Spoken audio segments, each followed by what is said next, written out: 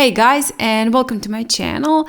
Today I will be painting this maybe unusual painting, but why not? And I did made a sketch for it, which I traced onto my watercolor paper using a graphite paper, and that is how I usually do it. I drew my sketch on just a regular paper and then trace it onto watercolor paper. I will also be using a masking marker, and this is actually the reference photo I was using. With the masking marker, I will just mask the part where the cup is and also where that, I don't know, is it a cell phone or tablet? It doesn't matter where the edge of that tablet is. And you know what? Later on, I will find that this was a very bad idea. I should have been using a masking fluid. So if you have a masking fluid, I advise you to use a masking fluid and not a masking marker. As I said, later on, you will see the results when using a masking marker. And after that, I've pre-wetted the entire paper with just a clean water. And I forgot to mention that all the materials I will be using for this video are listed down in the description box. And also I did make a sketch for you, so you can of course download it for yourself, print it and trace it onto your watercolor paper. And if you don't have a graphite paper as I use it, you can just use a window and trace it by placing onto your window. And the link for that free sketch is also in the description. I've pre-mixed some ultramarine and sepia to make in the shadows for the leaves, the cup, and also for the tablet. And I'm just going on some edges of the leaf. Also same thing I will do with the cup and also with the tablet.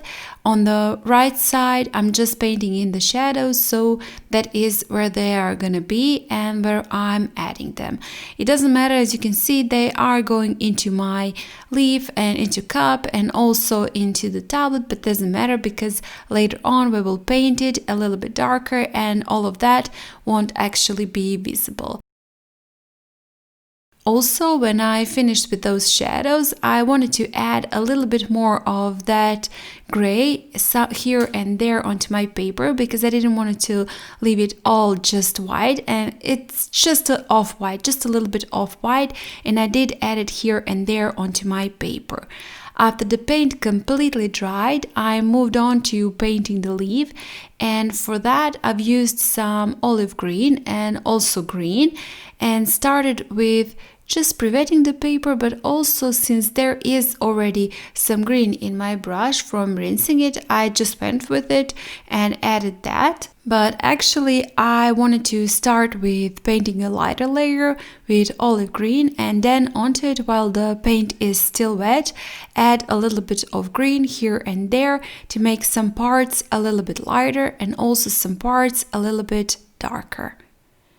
And as I said, I did pre-wet that part where the leaf is because I wanted the colors to bleed one into each other. I didn't want to do any harsh edges. So I did pre-wet the paper and added a little bit of that olive green. Then again, as I said, onto it a little bit of the green to make some parts of it a little bit lighter, like they're highlighted, like they're lightened, and some parts a little bit darker, like they are in shadow.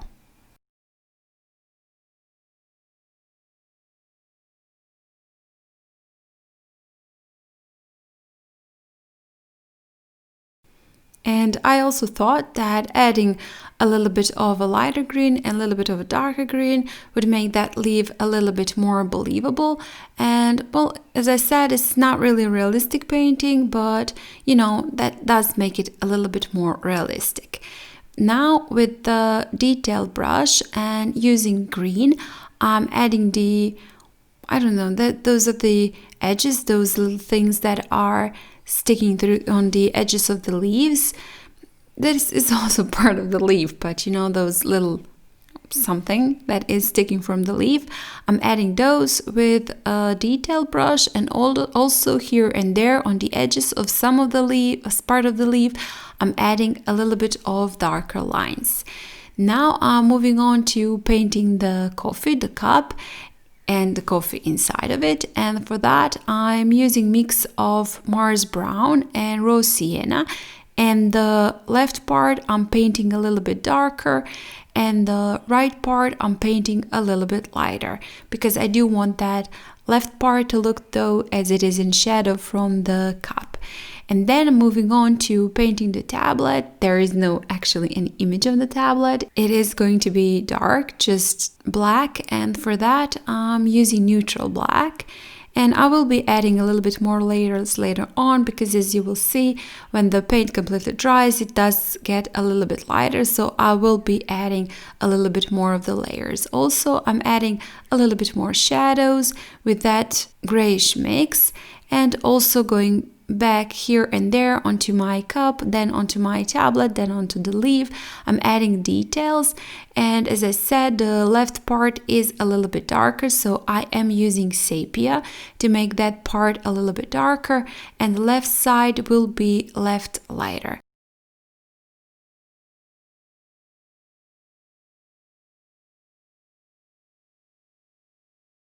Now I'm using raw sienna to paint in the wooden pad on which my tablet is sitting on, and first I will paint every part of it with raw sienna, then add a little bit of Mars brown, and then again on top of it add a little bit more details with some sepia, just to make it look as though it is a wooden pad.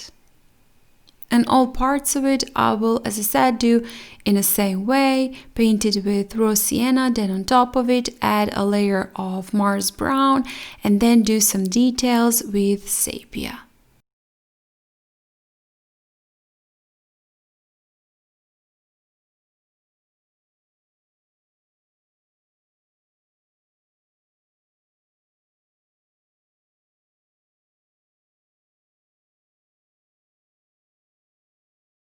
Also, there is shadow casted on the pad from the tablet, so the part just next to the tablet I'm painting in the darkest and using that sepia to paint in the shadows. I'm now using a white gouache in which I've mixed just a little bit of olive green to make it slightly colored, and then painting in the details on the leaf, actually painting in the veins. And you know, when it dries, it will get a little bit lighter. So I will be adding a couple of layers of those veins. With a detail brush, this is just actually no-name detail brush. I can't tell you the brand because I've ordered it online a while ago, a couple of years ago, and I'm not even sure what brand that is. Just some cheap detail brushes that I've ordered in a set. I'm painting in the details on the coffee, some dots and lines, whatever I think that would look nice. And afterwards, I'm moving on to again adding some details to the pad that is underneath my tablet, and I'm just adding a little bit of white gouache. And you know, now it looks pretty dark, but as you can see right now, when it dried, it will get a lighter, and that white gouache will actually fit in more with that background color. And afterwards, I'm painting in the saucer. This is not actually the saucer, that is actually the pad beneath the coffee, between the coffee mug and the saucer, and I'm painting it the same way as I've painted the pad underneath my tablet. And when the paint completely dries, I am removing the masking marker from my cup and the saucer, and as you can see, the lines aren't very neat, so I have to go back and to repair them and just add some paint just to make those lines a little bit more neater and a little bit more nicer. So I'm adding those colors that I used for the coffee and also the one that I've used for the shadows, just to make as I said, those lines just a little bit more nicer. In this process, I've really discovered that masking markers aren't quite suitable for larger surfaces. So if you want to mask some lines or details, they're just perfect, they're just fine. But if you're placing them on a larger surfaces, well, it can get pretty messy. And if you miss a part or were adding that masking marker, you can just be left with some dots and lines you did not want, and that is exactly what happened to me in this tablet.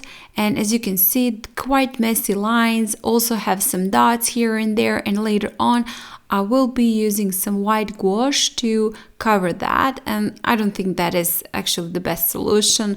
So if you do have a masking marker but also a masking fluid, just use masking fluid for this one. And if you don't have the masking marker, just masking fluid, perfect for this one. And if you have only masking marker, well, I guess you can do the same thing as I did, but it's quite daunting when you have to go back and repair those lines, make them better and a little bit nicer, neater.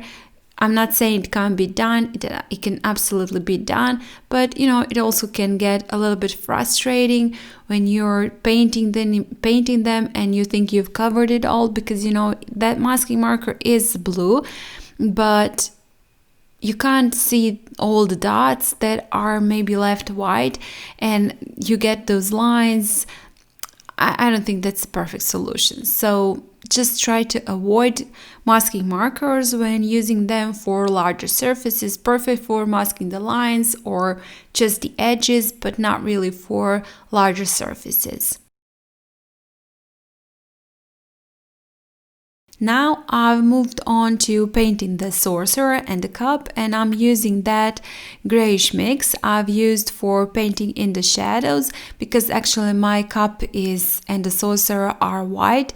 So right now I'm just painting in the shadows on them, and the shadows are again darkest on the right side and also on the edge of the handle that is nearest to the cup.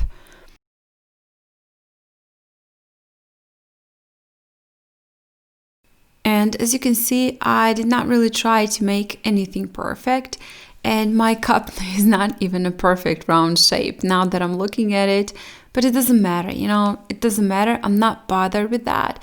I just enjoyed painting this one and did a little study of it, and why not? I think this is just a perfect painting to hang somewhere in your kitchen or in a dining room, or maybe even in a living room. It's just so fun, and it doesn't have to be perfect. So just don't be bothered with it if your shapes aren't perfect. Now with the white gouache, I'm again adding a little bit more of the details to the cup, to the coffee, and also, as I said earlier, adding one more layers of those veins to the leaf, because when it dried, it became a lot lighter. And on top of that white gouache, I'm also adding a little bit of olive green, just to avoid making it completely white and just making them a little bit lighter than the other parts of the leaves, but also not white. And right now I am using that white gouache to cover those lines and dots that were left on the tablet when I removed the masking marker. So if you did use a masking fluid and don't have those lines or dots, that is not the thing you should be doing. You could absolutely skip this step. But if you didn't do it, if you used masking marker also, or have irregular lines or some dots or whatever on your white part of the tablet, just use white gouache to cover it. And with the green, I'm adding a little bit more shadows where the veins are, just to make it slightly more believable, just underneath the veins, and then again smudging it slightly. And then I will be adding a little bit more details here and there on the tablet, on the coffee, and also on the leaf. And with that, I'll be finishing off this painting and of course this video. I hope you guys had fun and you think this is quite easy. I do believe this one is easy. I really tried to make it as simple as possible. You have the sketch that you can download from my website, don't forget that, and just make it easier on yourself. And if you don't want to sketch, if you want to freehand it, even better. But if you do, just go ahead and download it for yourself and just enjoy painting this one. And I hope it will end up on your wall, because as a lot of those paintings that I did doing some fruit or veggies or things that you can find in your kitchen. I think this is just a perfect one to add to that kitchen wall or dining room wall and be proud of your little painting. And if you like this video, please hit the like button, share it, comment, and maybe give me some suggestions for the future. I always love to hear your suggestions and your opinion. And if you haven't still, please subscribe to my channel. It would really mean a lot to me. And without further ado, I hope I'll see you next time. Bye!